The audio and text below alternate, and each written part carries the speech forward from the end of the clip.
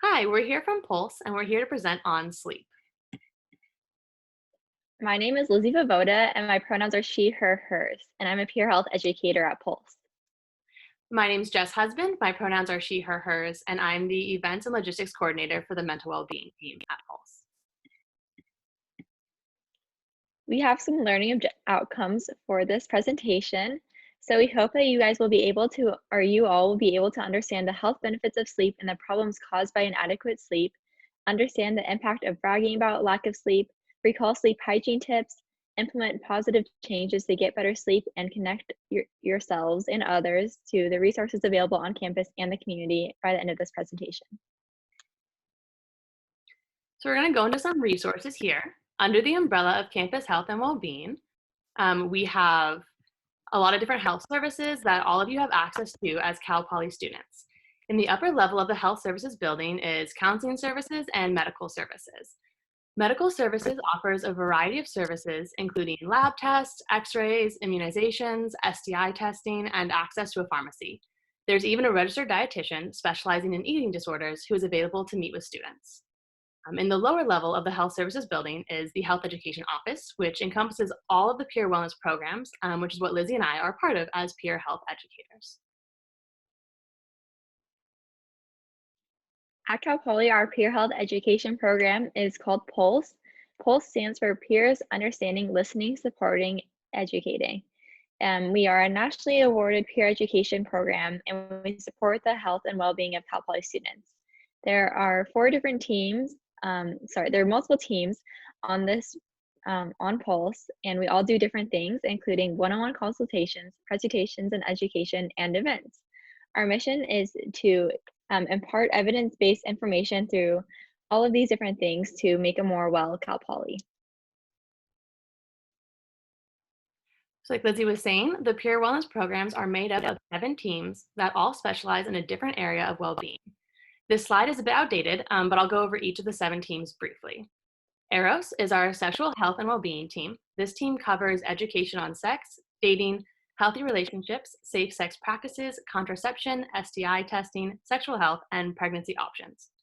Heat is the physical health and nutrition team. They provide education on nutrition, healthy eating, and physical activity. They also talk about dietary analysis, nutrition myths and fad diets, and disordered eating, and navigating campus dining with or without dietary restrictions. TLC, or ACOD, is the alcohol, cannabis, and other drugs team. They provide education on safe partying, alcohol and drug education, campus policies, and tobacco cessation. They use harm reduction model rather than abstinence. REAL is the mental well-being team, which is the team that Lizzie and I are part of.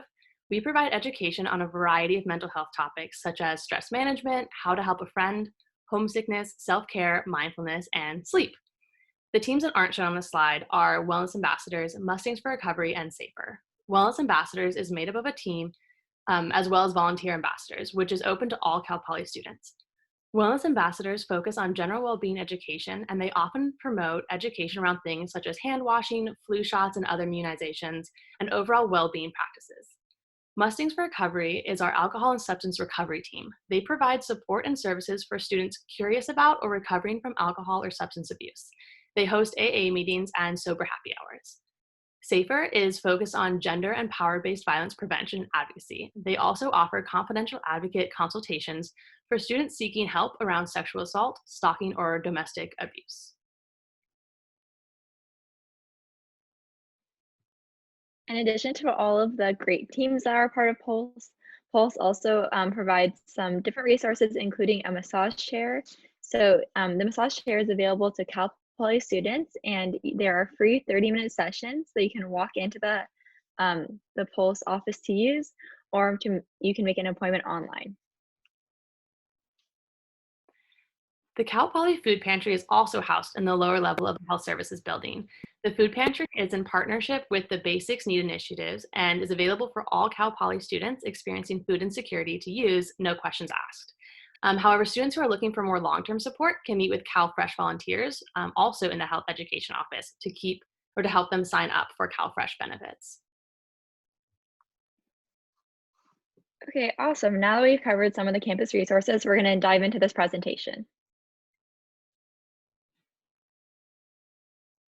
Sleep is consistently one of the three largest general health concerns for colleges nationally. Normally, the top three health concerns are stress, anxiety, and sleep. Here we show you Cal Poly's response to the National College Health Assessment from spring 2018. The graph shows the percentage of students who felt tired, dragged out, or sleepy during the day. As you can see, most Cal Poly students feel tired or sleepy at least half of the week. Being tired can interfere with activities and well-being because sleep is connected to every aspect of health.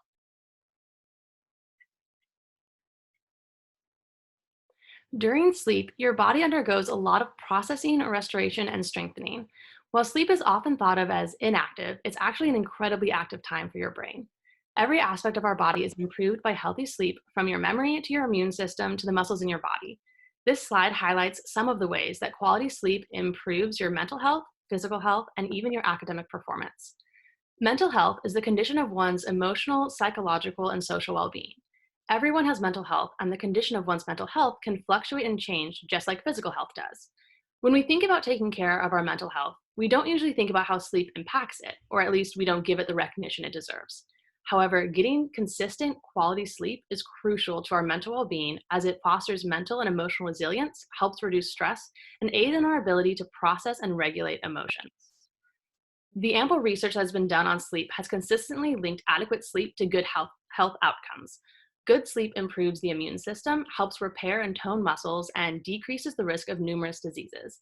Studies have shown that people who have healthy sleeping patterns in early and middle adulthood are more likely to have better health in late adulthood as well. Sleep is also critical to your performance as a student, as well as your future performance in your career. Memories are processed and stored during sleep, so getting a sufficient amount of sleep each night is essential to learning and retaining the information you learn in classes while studying or on the job. Sleep also boosts your ability to creatively problem solve and improves your ability to concentrate. So, as you can see, quality sleep is incredibly important for your mental and physical well being, as well as for your academic and job performance.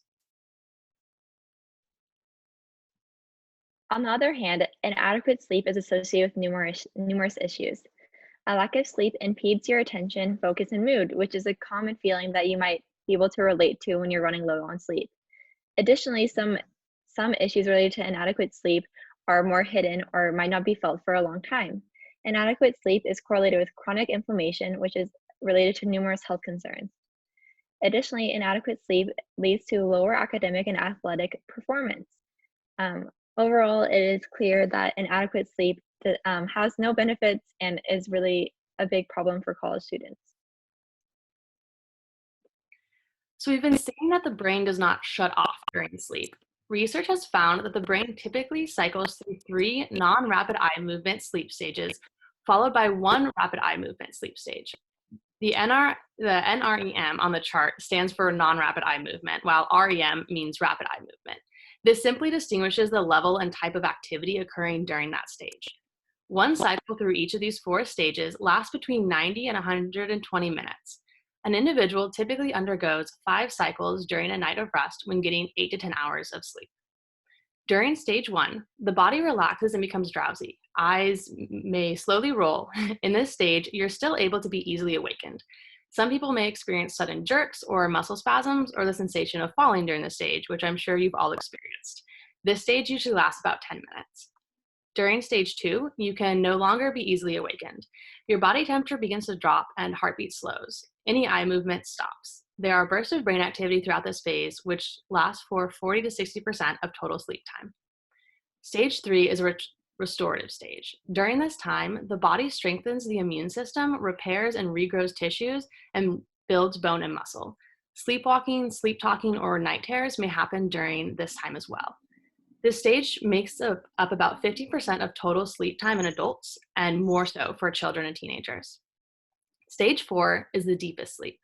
This is typically when people experience vivid dreams. The brain becomes more active, eyes will often jerk quickly, blood pressure and heart rate increase, and breathing may become irregular. This stage is extremely important. This is when the brain processes information from the previous day, creating long-term memories. The first REM cycle is about 10 minutes long. They get longer and longer throughout the night, ending with a 70 to 100-minute long stage. The average adult has 5 to 6 REM cycles in one night. While going through the full cycle is necessary, Stages 3 and 4 are the most crucial for your mental and physical well-being. The most ideal sleep lengths are shown on the slide. It is best to wake up during cycle 2, before deep sleep, or after a full cycle of sleep. With a 90-minute nap, you will undergo all 4 sleep stages and wake up fully rested or well rested. With a 20-minute nap, you will undergo the stage 1 and part of stage 2 without entering the deep sleep stages described by Jess. If you wake up in the middle of stage 3 or 4, you're more likely to feel groggy, and a nap might be more negative than beneficial. We'll talk about napping more later on, so stay tuned. So I'm sure many, if not all of you, have heard your friends or fellow classmates talk about sleep. I'm going to give you a few seconds now to think to yourselves about how you and your friends typically talk about sleep.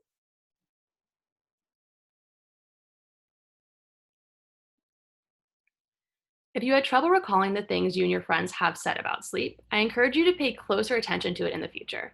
The way that others around you talk about sleep can really impact your own perspective. Now, I don't doubt that many of you were able to recall people bragging about how little sleep they may have gotten last night or all week, almost, almost using lack of sleep as a badge of honor. We're now going to talk a little bit about how our society as a whole generally views sleep and the problems this presents. On this slide, we have a few quotes that you might have heard commonly around campus, where, as Jess said, people use lack of sleep as a badge of honor. This is common throughout the US. Our common sayings, such as no pain, no gain, the early bird gets the worm, you can sleep in your dead, promote the idea that you need to sacrifice sleep for success. Even if it's not directly stated, the message is that if you're getting enough sleep, you're not working hard enough. It is important to keep in mind that people need different amount of sleep, so it's impossible to compare the amount of sleep you have with someone else. So bragging about the amount of sleep that you got and things like that isn't really helpful because you can't even compare it. We are only accountable for our personal health, and good sleep is a part of our personal health. So it's important to keep, it's important to keep healthy sleep patterns throughout our life and to prioritize this. Um, Just to recap, it's clear that sleep is beneficial for your overall well-being and that without sleep, you cannot function at your best. There have even been numerous studies done supporting that we perform significantly better after sufficient sleep than we do when sleep deprived. Now that you know why it's important to get quality sleep, we're going to dive into some tips for how you can get that quality sleep we're talking about. we're going to ask you to take a second to consider the barriers that you face for sleep. These barriers change throughout our lives, and college presents unique barriers to sleep that you might have had come up for you. We'll start to talk about how to address these barriers in the next slide. So we recognize that the life of a college student isn't very conducive to best sleep practices. Trust me, we get it. We're living it too. But rather than throwing everything we're about to go over out the window, we encourage you to pick a few things that you think are realistic for you right now and start there. Focus on improving the sleep you already get. For example, if going to bed at an earlier hour isn't possible right now, you may still get better sleep by putting into action some of these tips or other practices that would create a better sleep environment. Or if going to sleep an hour earlier doesn't work, you can also try aiming for 30 minutes earlier and start there. So as we're going over the tips on the following slides, please don't tune them out right away, um, even if they seem unrealistic. But rather, think about how you can break them down so that they become possible to work into your own life. Start wherever you're at personally with your sleep. These are 5 tips for creating a healthy sleep environment and routine that we'll talk about more in the next few slides. First is to use your bed only for sleep and sex. The second is to wind down before bed. Third is to wind down again if you cannot fall asleep. The fourth is to use lighting and sound to your advantage. And the fifth is to regulate your room temperature. And we'll dive more into all of these in the next few slides. We encourage reserving your bed for sleep and sex because your brain is incredibly smart and makes subconscious associations in order to help you out. That means if you're primarily only sleeping in your bed, your brain will associate your bed as a place for sleep, which will help signal your body that it's time for bed as soon as you lie down. Unfortunately, if you also study or watch TV in bed, this association won't happen as your bed is being used for too many different activities. Studies have also revealed that 67 degrees Fahrenheit is the ideal sleeping temperature. So, if you have the ability to adjust the temperature in your room, this can be another way to create a more comfortable environment for quality sleep. If you can't regulate the temperature directly, just keep in mind that you don't want to be too toasty in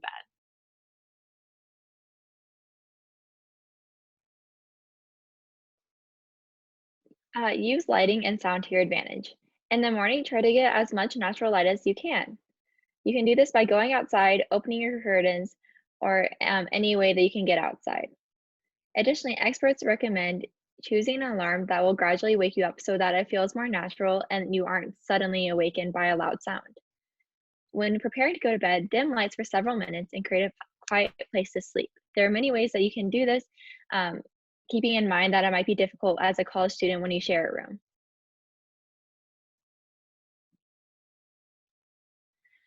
Although this is a bedtime routine made for toddlers, it seems like they know what's up.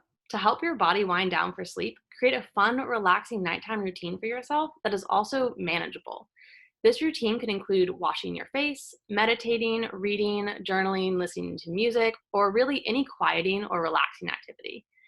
If you can't fall asleep within 15 minutes of lying down, rather than tossing and turning, get out of bed and do another relaxing activity. You could try repeating a part of your routine, even brushing your teeth again, to help get your body in the mood for sleep. Again, you don't want your brain to associate your bed with restlessness, so it's important to get up and try to quiet your brain again before lying back down. Now, when I say relaxing activity, this does not include using your phone or laptop or scrolling through social media. The blue light emitted from screens inhibits melatonin, which is the hormone that helps you fall asleep, from being released in your brain.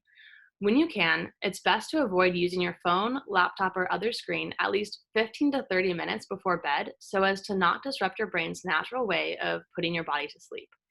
Additionally, another reason to avoid using devices at night is that many find it hard to stop swiping through social media or playing games, which will also inhibit the ability to get a sufficient amount of quality sleep. Now we're going to cover some tips for helping your body sleep. The first is to manage caffeine intake. The second is to exercise regularly. Third, avoid alcohol and heavy meals before bed. And fourth, to stick to a sleep schedule and nap smart, including using time management to create time for sleep. Do you consume caffeine, whether it be in the form of coffee, tea, or other caffeinated drink? If you do, think about when you consume caffeine. What time of day, how often each day or week? Is it true or false that consuming caffeine in the afternoon does not affect your sleep? You kind of think to yourself about that. The answer is it's false. Caffeine is a stimulant that will disrupt your sleep if you drink it too close to the time that you go to bed.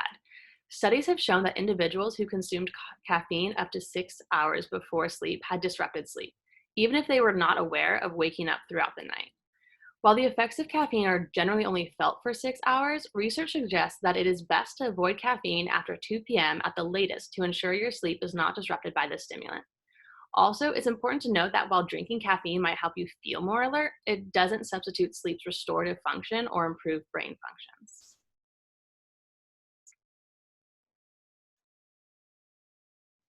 Caffeine products are super popular among college students, and some people do get a lot of benefits from this, such as feeling more alert. It's important to be mindful of how caffeine affects your body if you do consume this product. Caffeine is not an essential part of diet, but it's also not harmful in moderation. Issues associated with caffeine arise when consumption is very high, or as Jess mentioned, if you drink it later in the afternoon. Um, for this reasons, people for sorry. For example, some people become dependent on caffeine and get headaches if they drink too much and then suddenly stop drinking caffeine every day. Keep in mind, as Jess said, the effects of caffeine last for 6 hours. Um, Another way of saying this, or the basis of this, is because caffeine takes 6 hours for the amount in your body to decrease by half. This might sound super scientific, but just a general way to understand this is that caffeine, the effect of caffeine, lasts for 6 hours, and the next slide will explain this more. So let's think about this in more of a tangible way. What would be the difference if you were to drink 250 milligrams of caffeine? Remember that this is the equivalent of 3 small cups of coffee, or what is considered a moderate caffeine intake, at 10 a.m. versus drinking that same amount at 4 p.m. If you consume 250 milligrams of caffeine at 4 p.m., you will still have about 125 milligrams in your body at 10 p.m., whereas out of the 250 milligrams of caffeine you consume at 10 a.m., you will only have about 62.5 left in your body at 10 p.m. However, we do want to highlight that everyone's metabolism is a little different, so these values may differ slightly for each person. In general, though, the later you consume caffeine, the more caffeine will be left in your body when you try to sleep. So while it is widely recommended to halt caffeine consumption after 2 p.m., you may find that it's best if you stop even earlier. Personally, I try not to drink caffeine after 12 p.m. just because I know it affects my body differently. I also want to emphasize that even if you believe your late night caffeine habit doesn't affect your ability to fall asleep, your sleep will still be disrupted and not deep or restorative, even if you aren't consciously aware of your body waking up throughout the night. Another tip for improving your sleep is being active. Overall, physical activity is beneficial for your mental well being and physical well being. Regular exercise has specific benefits for sleep, such as improving sleep quality and increasing alertness throughout the day. The best workout for your health is the one that you enjoy most and one that you can incorporate to your daily schedule. Anything from a short walk or playing intramurals to lifting weights can improve your sleep. One side note is that exercising earlier in the day is more ideal than late at night because the chemicals released by your body during exercising may help wake you up in a way. Regulating your alcohol and food intake before bed can also help improve your sleep quality. Alcohol consumption disrupts sleep and increases the number of times you'll wake up during the night. Late night, heavy meals can sit in your stomach and make sleeping difficult. If you tend to get indigestion, it's best to avoid heavy, fatty, fried, or spicy food late at night. If you do get hungry at night, bananas, yogurt, or healthy cereal are all good bedtime snacks that won't sit heavily in your stomach when you try to sleep. Just remember to keep eating before bed light in order to improve your sleep. Typically, by eating your largest meal earlier in the day and regulating alcohol consumption, your organs will be happier while you sleep, which will help you get quality sleep. Keep in mind that each person's body and metabolism are different, so alcohol and food may impact your sleep differently than your peers.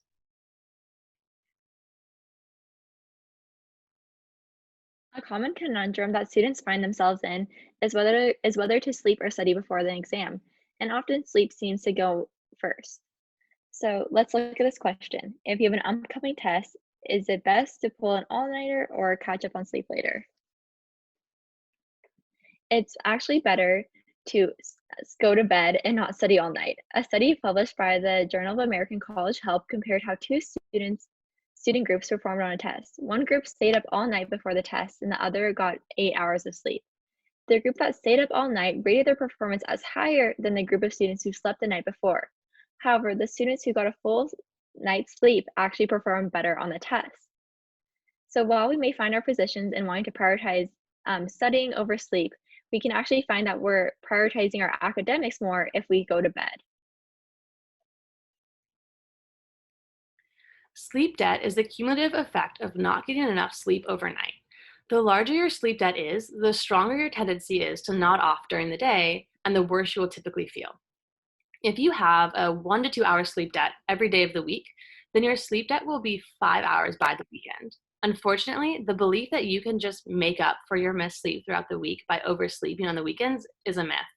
As sleep debt continues to accumulate over the week, it becomes much more difficult to actually pay it back, especially because while it may be tempting and normalized to sleep in on the weekends, this may not be the best strategy. Sleeping in on the weekends can actually make it harder to sleep during the week, as it will disrupt any sort of sleep schedule that your body and brain relies on.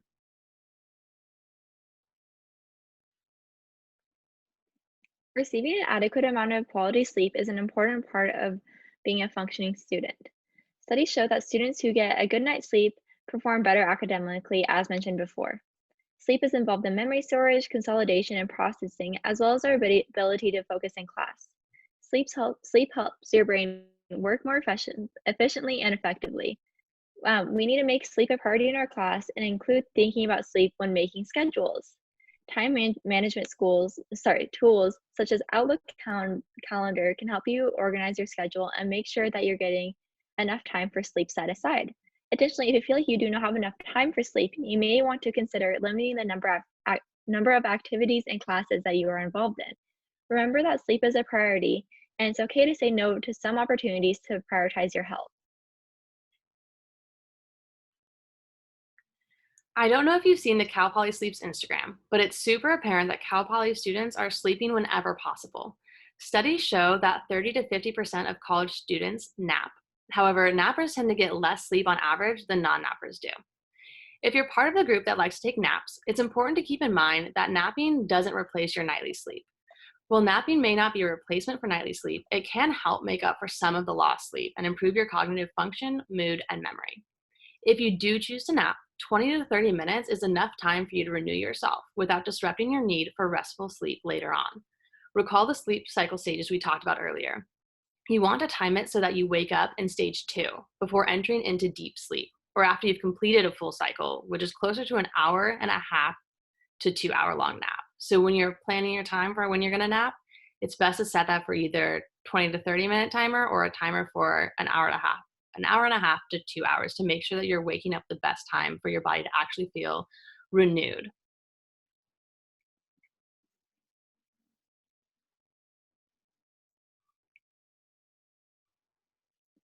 So as we mentioned before, it's really important to set aside time for sleep using time management tools. We recommend using Outlook calendar or planners to create the schedule because we have access to Outlook calendar as a Cal Poly student. Additionally, as already mentioned, consider cutting back on the amount of things that you're involved with to make sure that you have sleep scheduled into your life.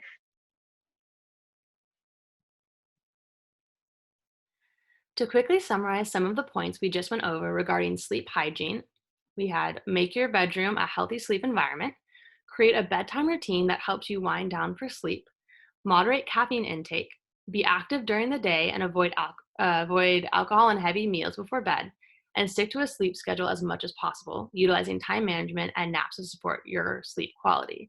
So keep in mind what we talked about at the beginning of this presentation. If some of these things seem too large for you to start practicing now, think how you can break these different things down and maybe incorporate a few practices at a time or start small and work up from there to improve the sleep that you are already getting. As Jess said, we'd really like you to focus on a few ways you could improve your sleep that are manageable to you. So we'll just give you a few seconds to think about that. Okay, well, great. Thank you guys so much for thinking about that, and hopefully that there are a few that come to mind that seem manageable for you. If you're interested in accessing some sleep resources, make note of the on and off campus resources that are on this slide. Counseling Services and Pulse are both great places to go on campus to get more sleep information or receive personalized sleep guidance from a professional. The National Sleep Foundation and CDC both have helpful and reliable sleep information as well if you would just like to access a website for more information. Now that we've covered all the sleep information, we're going to tell you a little bit more about how to access the campus resources we talked about at the beginning of the presentation. We mentioned Counseling Services and Pulse, or peer wellness programs, as being available resources. Feel free to take a picture of this slide as it has phone numbers for both. You can also check out our website, chw.calpoly.edu, or check out our social media for events and education. Our Instagram handle is at mycpwell.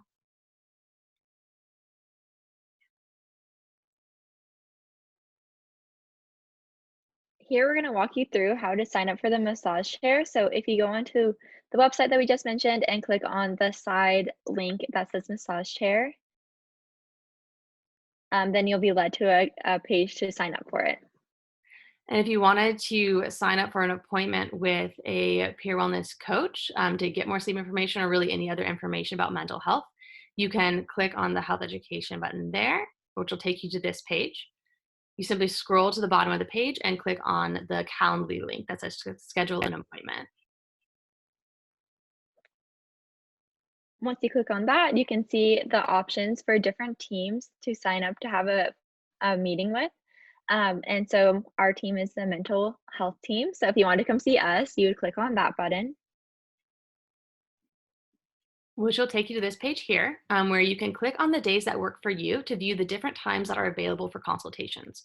Once you find a time that works for you, you simply click on it and fill out the information requested, and your appointment is automatically scheduled from there.